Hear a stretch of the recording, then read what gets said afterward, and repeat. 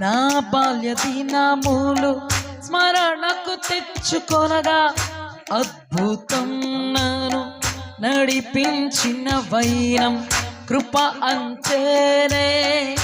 అర్థం తెలియదే పరమార్థముతో నన్నిలా నడిపితివే.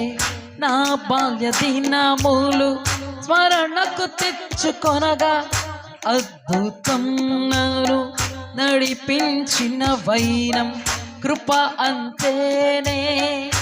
అర్థం తెలియదే పరమార్థముతో నన్నిలా నడిపితివే.